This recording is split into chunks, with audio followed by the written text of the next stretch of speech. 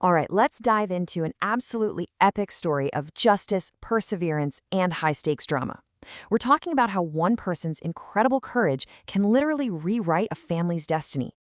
Think about it. One vow, totally broken.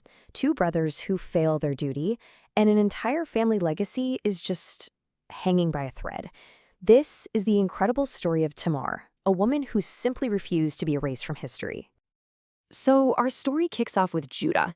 This guy is a future leader, and he makes what he thinks is the perfect move to lock down his family's future. But things go sideways and fast. Okay, so Judah sets up this marriage for his firstborn son, to a noble woman named Tamar. Now, this isn't just a wedding, it's a sacred duty, It's all about keeping the family line going.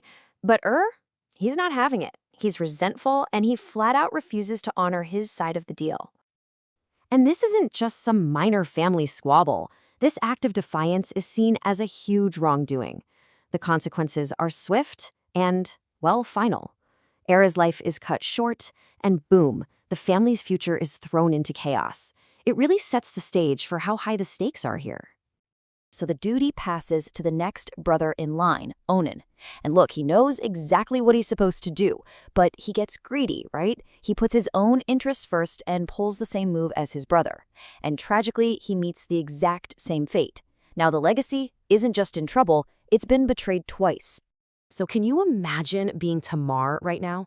She's in this impossible spot, a widow twice over. Her entire future now hinges on a single promise from her father-in-law, Judah, a promise that, as we're about to see, he has no intention of keeping anytime soon. And this is where the passage of time becomes so important. Look at this timeline. We're talking 4 long years. Judah makes this big promise to Tamar. You'll have my third son, Shelah. But then, nothing. Shelah grows up, he's of age, and still, radio silence. For Tamar, this isn't just waiting, it's gotta be agonizing. So you gotta ask, what's the holdup? Is he just forgetful? No way. This quote right here gets to the heart of it. It's fear. Judah is absolutely terrified that his last son will die, just like the others. It just goes to show you, fear can make even the strongest leaders break their most sacred promises, and it leaves people like Tamar just stuck. And this is the turning point. Tamar has been denied justice, pushed aside, and forgotten. But she's done waiting. She refuses to be a victim anymore. Instead, she comes up with this incredibly bold, totally strategic plan to seize justice for herself. Okay, check out this 3-step plan. It's brilliant. First, she ditches the widow's clothes, that symbol of her endless waiting. Gone. Second, she puts on a veil, not to hide, but as a tool for action. And third, she plants herself at a literal crossroads, a place where paths intersect and destinies change. She's not waiting for Judah to come to her. She's going to intercept him and force the issue. So there he is, Judah, walking right into her trap. He sees this veiled woman, and he has absolutely no idea it's his own daughter-in-law. And in this moment of perfect, dramatic irony, he makes an offer that's about to change his life and hers forever. And here's the genius move. She doesn't just agree. She asks for a pledge, some collateral. And what does he give her?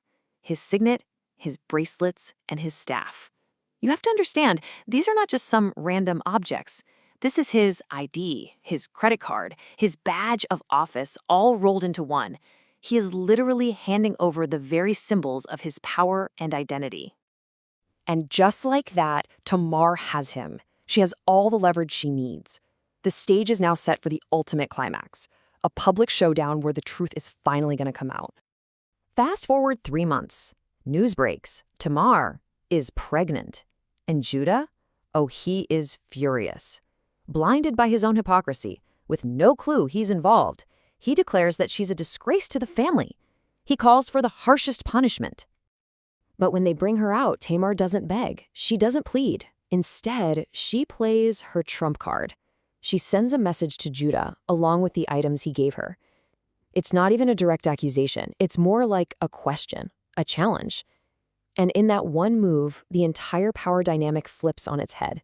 She's basically saying, go on, judge me. But first, take a look in the mirror.